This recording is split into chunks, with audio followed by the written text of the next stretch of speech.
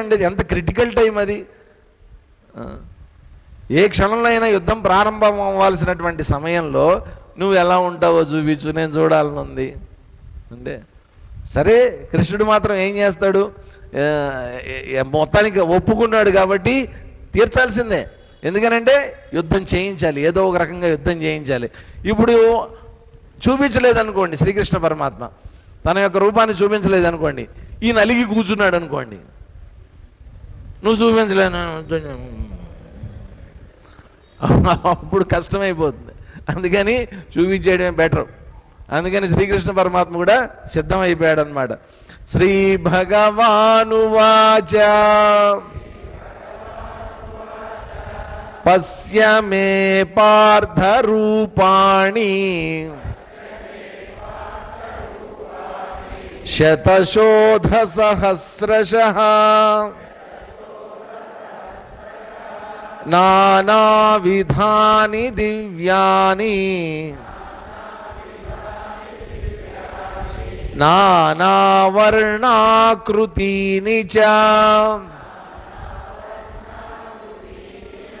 శ్రీ భగవానువాచ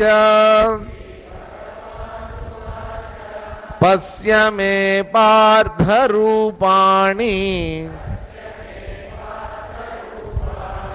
శతశోధ సహస్రశః నానావిధాని దివ్యాని నానావర్ణాకృతీని చ. శ్రీ భగవాను వాచ, భగవానుడు ఏమంటున్నాడంటే, పార్థ నానా విధాని దివ్యాని, నానా రకాలే, నానా రకాలంటే అనేక రకాలని చెప్పడం అన్నమాట.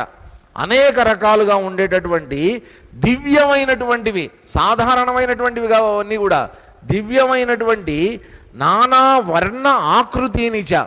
రకరకాల వర్ణాలంటే రంగులండి, రకరకాలైనటువంటి రంగులతోటి, రకరకాలైనటువంటి అద్భుతమైనటువంటి వర్ణాలతోటి కూడుకుని ఉన్నటువంటి ఆకృతినిచ, ఆకారాలన్నీ ఏవైతే ఉన్నాయో అవన్నీ ఎన్నుంటాయి, నువ్వు లెక్క పెట్టడం నీ వల్ల కాదు, లెక్క పెట్టలేవు కాబట్టి దానికి ఒక నెంబర్ అంటూ నేను చెప్పలేను. అందుకే నేను చెప్తున్నా, శతశః, వందలు వేలుగా ఉండేటటువంటివి అన్నమాట. అటువంటివన్నీ కూడా అదా సహస్రశః, శతః సహస్రశః, వందలు వేలుగా ఉండేటటువంటి నా రూపాలన్నీ మే రూపాణి పశ్య. చూడండి ఏమంటున్నాడంటే, అంతా కూడా ప్లూరల్లో చెప్తున్నాడు, ఇక్కడ బహువచనంలో చెప్తున్నాడు. రూపాణి, రూపాణి అంటే రూపాలు.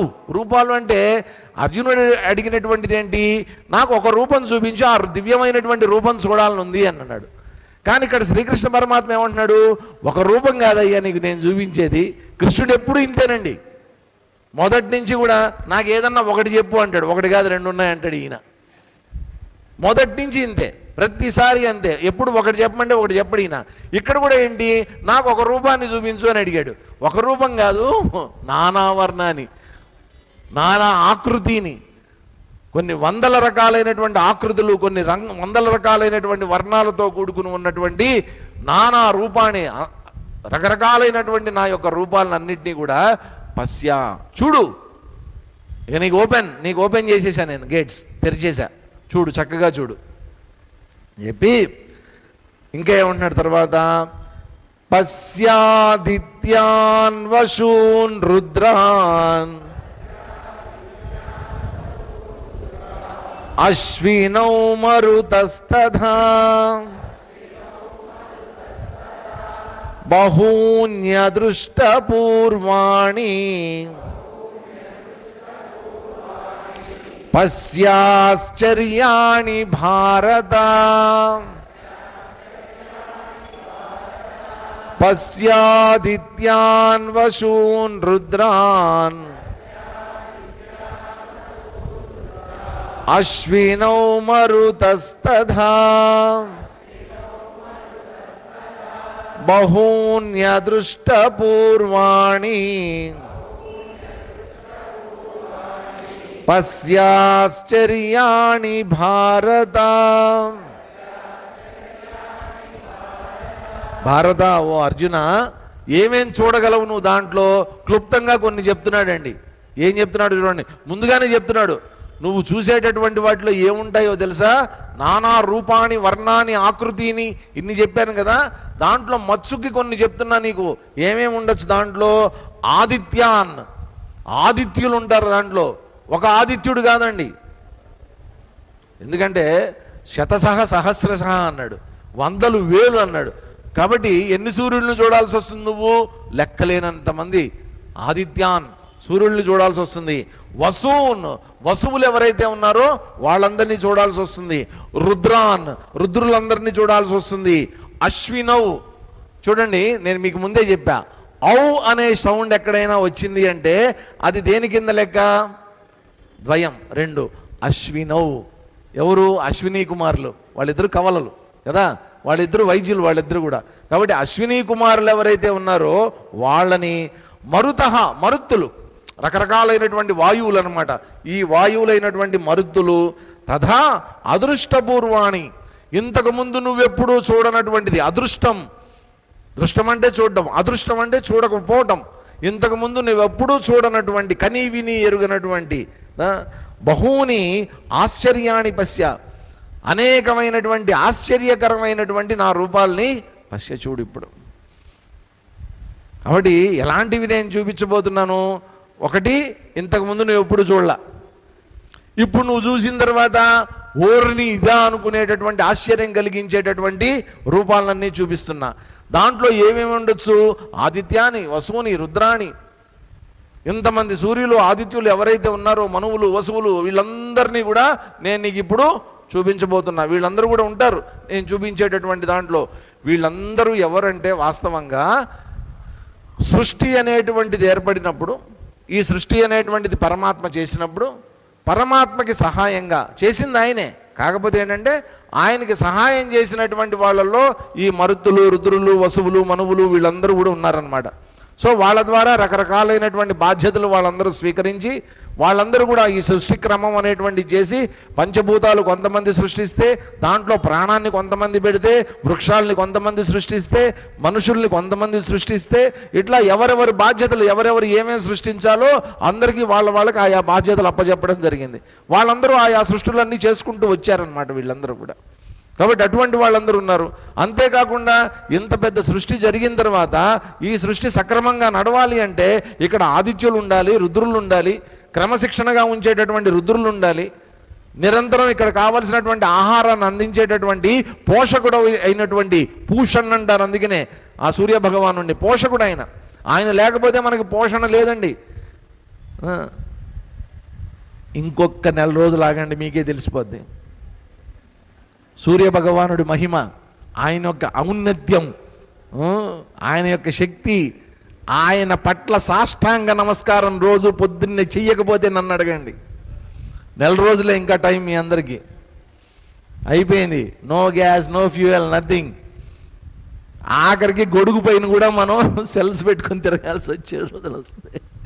అటువంటి రోజులు దగ్గరలో రాబోతుంటాయి, చూసుకోండి కావాలంటే. ఎందుకని? వీళ్ళందరూ ఉంటేనే ఈ సృష్టి నడుస్తుంది, ముందుకు జరుగుతుంది. ఆయన లేకపోతే వర్షాలు లేవు, ఆయన వల్లే నీరు ఆవిరై పైకి వెళ్ళి వర్షాలు కిందకు పడుతున్నాయి. ఆయనే పంటల్ని పండిస్తున్నాడు. అందుకని ఆయన పోషకుడు ఈ సృష్టి మొత్తాన్ని. అటువంటి వాళ్ళు ఎంతమంది ఉన్నారయ్యా? కొన్ని వేల మంది, లక్షల మంది ఉన్నారు ఆ సూర్యుళ్ళందరూ. వాళ్ళందరూ నాలోంచే వచ్చారు. ఇప్పుడు నువ్వు చూడబోతున్నావు అదంతా. ఒక సూర్యుడిని చూడడానికే మనకి సరిపోదు సరిగ్గా, ఇంతమంది నువ్వు చూడు అంటున్నాడు ఈయన. ఇహైకస్తం జగత్కృత్స్నం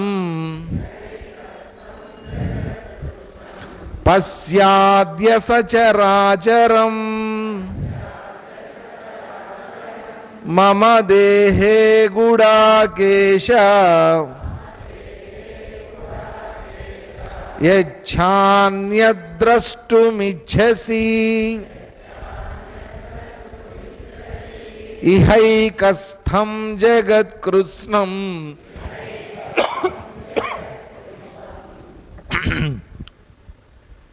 పశ్యాద్య సచరాచరం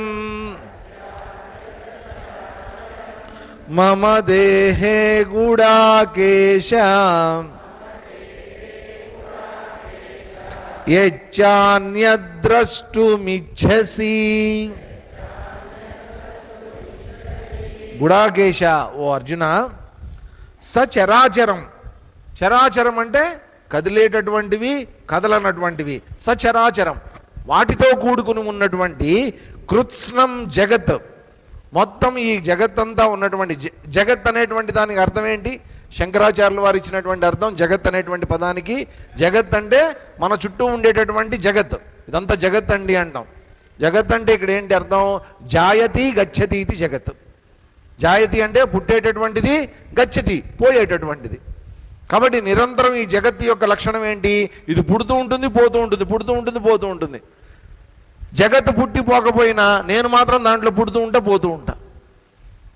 కాబట్టి ఈ జగత్ ఏదైతే ఉందో కృత్స్నం, మొత్తం ఈ జగత్తు మొత్తంలో ఉండేటటువంటి ఈ చరాచరం, కదిలేటటువంటివి, కదలనటువంటివి అన్నిటినీ కూడా వాటితో పాటు అన్యత్యత్, ఇవి కాకుండా ఇంకా ఏవైనా ఉంటే, స్థావర జంగమాలు కాకుండా ఇంకా ఏమైనా నీకు తెలిసినటువంటివి ఏమన్నా ఉంటే ద్రష్టుమిచ్చసి, నువ్వేవైతే చూడాలని కోరుకుంటున్నావో, ఇహ మమదేహే ఏకస్తం అద్య పశ్య, వాటన్నిటినీ కూడా మమదేహే, నా దేహంలో, అద్య ఇప్పుడే, పశ్య చూడు. కాబట్టి నేను చూపించాలనుకున్నటువంటివి కొన్ని ఉన్నాయి. ఇవన్నీ కాకుండా ఈ జగత్తులో స్థావర జంగమాలైనటువంటివి, కదిలేటటువంటివి, కదలకుండా ఉండేటటువంటివి, ప్రాణులన్నీ కదులుతూ ఉంటాయి. చెట్లు కొంచెం కదులుతాయి కానీ ఎక్కడికి కదలవు, అక్కడే ఉండి కదులుతూ ఉంటాయి. అవన్నీ జలచరాలన్నీ కదులుతూ ఉంటాయి. ఏమీ కదల, నీరు కదులుతూ ఉంటుంది. ఏమీ కదలకుండా ఉండేటటువంటి కొండలు, బండరాళ్ళు అవి కూడా ఉన్నాయి. ఇవన్నీ ఎక్కడికి కదలవు, అలాగే ఉంటాయి అవన్నీ.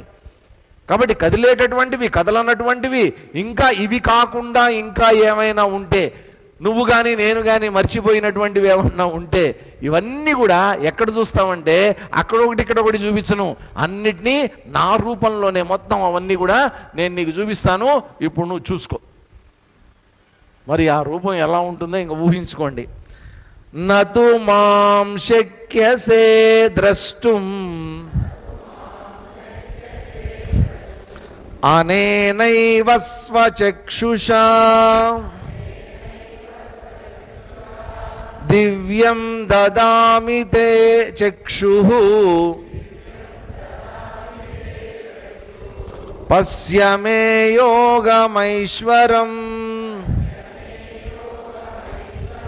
నతు మాం శక్యసే ద్రష్టుం అనేనైవ స్వచక్షుషా దివ్యం దదామి తే చక్షుః పశ్య మే యోగమైశ్వరం. అనేన స్వచక్షుషా ఏవతు మాం ద్రష్టుం నశక్యసే.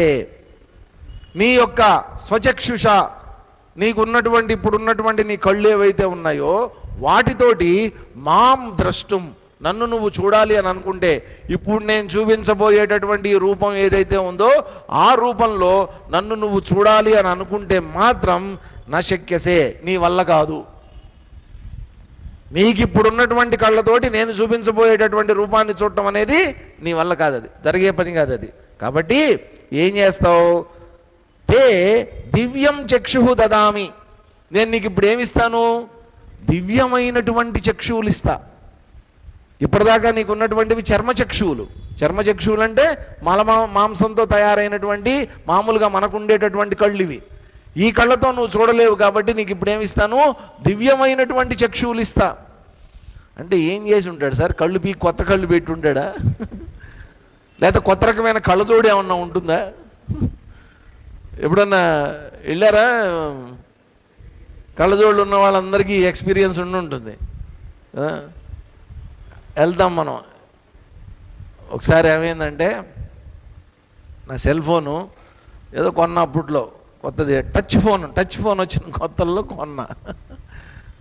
స్టార్ జియోస్, శాంసంగ్ స్టార్ జియోస్ కొన్న తర్వాత ఏమైందంటే ఒక 3 నెలలకి 4 నెలలకి స్క్రీన్ అంతా బ్లర్ అయిపోయింది. మొత్తం స్క్రీన్ బ్లర్ అయిపోయింది. కొత్త ఫోను బ్లర్గా అయిపోయింది అనమాట. అయిపోయిన తర్వాత నాకు అరే ఇదేంటి కొత్త ఫోన్ కొన్నాను, ఇంత బ్లర్ అయిపోయిందంతా అని చెప్పి నేను మళ్ళీ ఎక్కడ కొన్నానో ఆ షాప్ దగ్గరికి తీసుకెళ్ళా, ఆ టవర్ క్లాక్ దగ్గర తీసుకెళ్ళిన తర్వాత ఆయన చూశాడు. చూసి స్వామీజీ మీరు అర్జెంటుగా ఒకసారి కళ్ళజోడు షాప్కి వెళ్ళండి అన్నాడు. ఏంట్రా అంటే స్క్రీన్ బాగానే ఉంది, బ్లర్గా ఎందుకు కనిపించింది అంటే నా కళ్ళు సరిగ్గా లేవు. మొత్తానికి నాకేదో కొత్తగా ఐ సైట్ ఏదో వచ్చింది. అప్పుడు గబగబా వెళ్తే స్వామీజీ మీకు లాంగ్ సైటు షార్ట్ సైటు రెండూ ఉన్నాయండి అన్నారు. అంతవరకు నాకు లాంగ్ సైట్ ఒకటే అని నాకు తెలుసు నాకు, కానీ నీకు షార్ట్ సైట్ కూడా వచ్చింది అని అన్నారు. దగ్గరగా ఉండేవన్నీ నీకు బ్లర్గా కనిపిస్తాయి, కావాలంటే చూడు, పుస్తకం చేతిలో పెట్టి చదువు అన్నాడు. అప్పుడు ఏం చేశాడంటే ఆయన నీకు సరిగ్గా కనిపించట్లేదు కదా అని ఆయన దగ్గర ఒక వింత కళ్ళజోడు ఒకటి ఉంటుంది, చూసుంటారు అందరు, కళ్ళజోడు ఉన్న వాళ్ళందరూ. వింత కళ్ళజోడు భలే ఉంటుంది, అది పెడతాడు అన్నమాట. దానికి 2 యాంటీనాలు ఉంటాయి ఇట్లాగా, అది పెట్టి దాంట్లోంచి ఒక్కొక్కటి తీసి టింగనేస్తుంటాడు అనమాట. కనిపించిందా చదువు అంటాడు, చదవాలన్నమాట. అక్కడ ఉండే ఇంగ్లీష్ అక్షరాలు తెలుగు అక్షరాలు ఏవో చదువు అంటాడు. చదివిన తర్వాత సరిగ్గా కనిపించలేదు సార్ అన్నాం అనుకో, అది తీసి అక్కడ పెట్టి మళ్ళీ ఇంకోటి టింగ్ అని వేస్తాడు, చూడు చదువు అంటాడు. సార్ ఇప్పుడు కొంచెం బెటర్ సార్ అన్న, మళ్ళీ అది తీసి పక్కన పెట్టి ఇంకొకటి వేస్తాడు, ఇప్పుడు చెప్పు అంటాడు. లేదు సార్ కనిపించట్లేదు సార్, మళ్ళీ తీసి ఇంకోటి వేస్తాడు. ఇట్లా తీస్తున్నాడు, ఏది సెట్ కావట్లా, అన్నీ బాగానే ఉన్నాయి. మొత్తానికి చివరిలో ఎక్కడో ఒకటి సెట్ అయింది కరెక్ట్గా. సార్ ఇది మీ సైటు అన్నాడు. కాబట్టి అప్పుడు ఏం చేశాడు, మనకి ఒక కళ్ళజోడు కొత్త తయారు చేసి ఇచ్చాడు ఆయన. చూస్తే అప్పుడు సెల్ ఫోన్ చూస్తే బ్రహ్మాండంగా ఉంది. ఇప్పుడు సెల్ ఫోన్ మార్చాలా, నా కళ్ళు మార్చాలా? తెలివి తక్కువ వాడైతే సెల్ ఫోన్ మార్చుకుంటాడు, కాస్త తెలివైనటువంటి వాడైతే ఎందుకైనా మంచిది. నిజంగా నేను తెలివి తక్కువగా ఉన్నాను కాబట్టి వెళ్ళాను ఆయన దగ్గరికి. ఆయన చక్కగా తెలివైనటువంటి ఐడియా చెప్పాడు, మీకు సైట్ వచ్చింది స్వామీజీ అని కరెక్ట్గా చెప్పాడు ఆయన. నేను వెళ్ళి చెక్ చేసుకుంటే సైట్ ఉంది. కాబట్టి నా కళ్ళతో నేను చూడలేనటువంటిది ఏదన్నా ఉంది అంటే ఎక్కడో మిస్టేక్ ఉందని అర్థం, నా కళ్ళల్లో ఏదో ఒక మిస్టేక్ ఉంది. కాబట్టి ఈ చర్మచక్షువులు ఏవైతే ఉన్నాయో, నా శరీరంతో నా ఇంద్రియంగా నేను రోజు చూసేటటువంటి చక్షువులు ఏవైతే ఉన్నాయో, మనం ఏంటంటే మనకు వచ్చిన ప్రాబ్లం ఏంటంటే మనం కళ్ళతో చూసినటువంటి దాన్ని నమ్ముతామండి. మనం ఎవరన్నా చెప్పినా సరే మనకి ఫలానాదండి ఇట్లా ఉంటుందండి, ఫలానా ఇట్లా ఉంటుందంటే వింటాం అంతే, దాని మీద నమ్మకం కలగదు. కానీ మన కళ్ళతో మనం చూసామనుకోండి, అప్పుడు మనకి నమ్మకం కలుగుతుందా ఇది కరెక్ట్. అందుకని అప్పుడు ఏమంటాం, ప్రత్యక్షంగా నేను చూశానండి, నా కళ్ళతో నేను చూశానండి, మా కళ్ళు ఎదురుగుండా జరిగిందండి అంటే నా కంటితో నేను చూశాను, ప్రూఫ్ అన్నమాట. అందుకనే చూసినటువంటి వాడిని కోర్టులో ప్రవేశపెడతారనమాట. వాడిని ఏమంటారు, వాడికి ఒక పేరుంది, ఏమంటారు వాడిని? సాక్షి అంటారు. సాక్షి, తన కంటితో చూసినటువంటి వాడు. కాబట్టి చూసినటువంటి వాడు కావాలి వాళ్ళకి, విన్నటువంటి వాడు పనికిరాడు అక్కడ. నేను చూశానండి అని చెప్పాలి వాడు వచ్చి బోన్లో నిలబడి. కాబట్టి అందుకనేంటి, నీ కళ్ళు అనేటువంటివి చాలా ముఖ్యమైనటువంటివి. ఇవి మామూలుగా ప్రపంచంలో అన్నీ చూసి నిరూపించుకోవడానికి, దాని ద్వారా మనం అన్ని జ్ఞానాన్ని పొందడానికి మనం ఉపయోగిస్తాం. బాగానే ఉంది ఇదంతా. కాకపోతే ఏంటంటే నేను ఇప్పుడు చూపించేటటువంటి ఈ అద్భుతమైనటువంటి రూపం, పైగా నువ్వు కోరుకున్నదే, నేనేం చెప్పట్లా, నేనేం కొత్తగా చూపించట్లా, నువ్వు కోరుకున్నటువంటి రూపం ఏదైతే ఉందో ఇది నువ్వు నీకున్నటువంటి చక్షువుల ద్వారా ఇప్పుడు నువ్వు చూడలేవు. కాబట్టి నేను నీకేమిస్తాను, దివ్యం దదామితే చక్షు, దివ్యమైనటువంటి చక్షుల్ని. అంటే ఒక రకంగా ఏంటంటే దివ్య దృష్టి అంటాం మనం. దివ్య దృష్టి మహాత్ములందరికీ దివ్య దృష్టి ఉంటుందండి. పూర్వకాలం ఉండేది.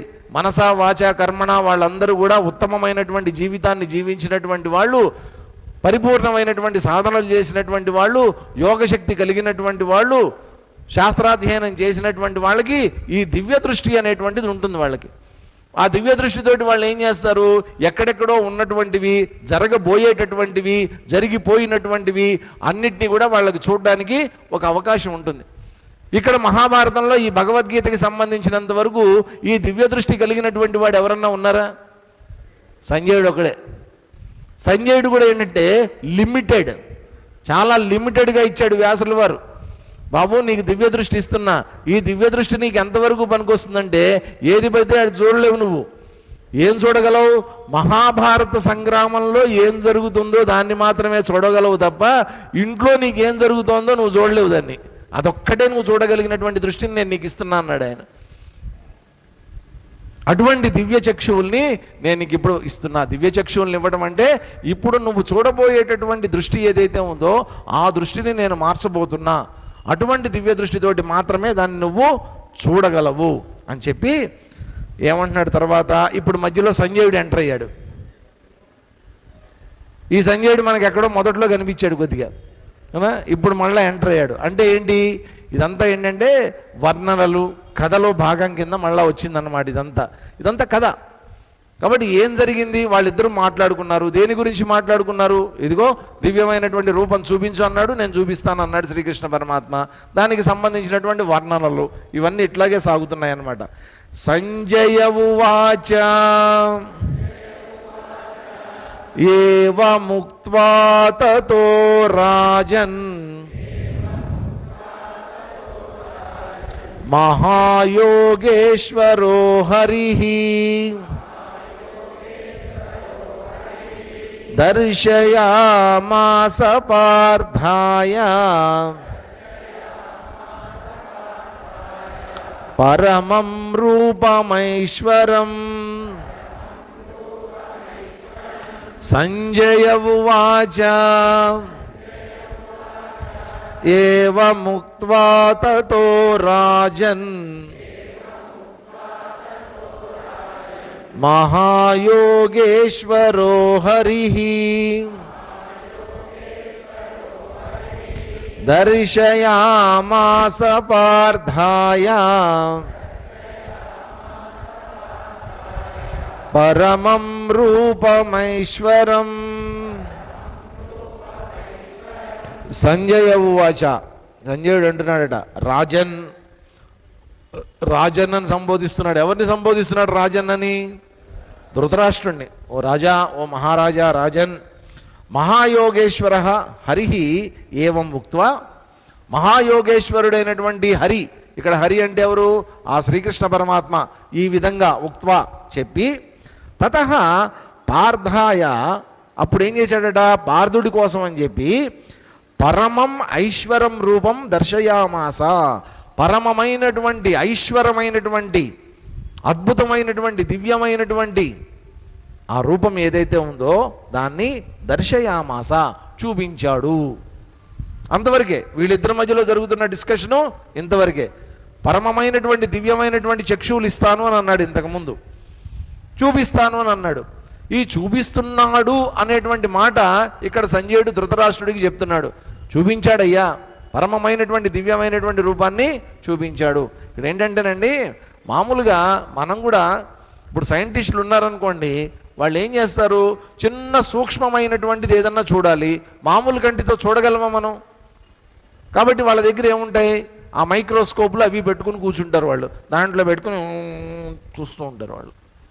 చూస్తే అప్పుడు వాళ్ళకి తెలుస్తుంది, ఆ మైక్రోస్కోప్ కింద పెట్టినటువంటిది వాళ్ళకి అర్థమవుతుంది. ఎక్కడో దూరంగా ఉండేటటువంటి చూడాలి, మన కంటితో మనం చూడలేం. చూడనప్పుడు ఏం చేస్తారు వాళ్ళు? దానికి టెలిస్కోప్ పెట్టుకుంటారు. చిన్న చూడాలంటే మైక్రోస్కోపు, దూరంగా ఉండేటటువంటి చూడాలంటే టెలిస్కోప్ పెట్టుకుంటారు. మామూలు కంటికి కనిపించినటువంటివి, మామూలు కంటికి కనిపించినటువంటి వాటి కోసమే మనం మైక్రోస్కోపులను టెలిస్కోపులు వాడుతుంటే, మరి దివ్యమైనటువంటి రూపం చూడడానికి వచ్చినప్పుడు మరి దివ్యమైనటువంటి దృష్టి ఉండక్కర్లేదా? దాన్ని ఏ స్కోప్తో చూస్తావు నువ్వు? టెలిస్కోప్తో చూడగలవా? మైక్రోస్కోప్తో చూడగలవా? ఈ స్కోపులు పనికిరావు. దివ్య స్కోప్, ఇదొక కొత్త స్కోప్ అన్నమాట. ఆ దివ్యమైనటువంటి చక్షువులతో చూపించాడు అర్జునుడికి శ్రీకృష్ణ పరమాత్మ, దివ్యమైనటువంటి రూపాన్ని చూపించాడు ఓ రాజన్ అని ధృతరాష్ట్రుడితో చెప్పాడు. ఆ చూపించినటువంటి రూపం ఎలా ఉందో ఇక్కడ సంజయుడు కొద్దిగా వర్ణిస్తున్నాడు. చూడండి ఏమంటున్నాడు ఆయన. అనేక వక్త్ర నయనం అనేకాద్భుత దర్శనం అనేక దివ్యాభరణం దివ్యానేకోద్యధాయుధం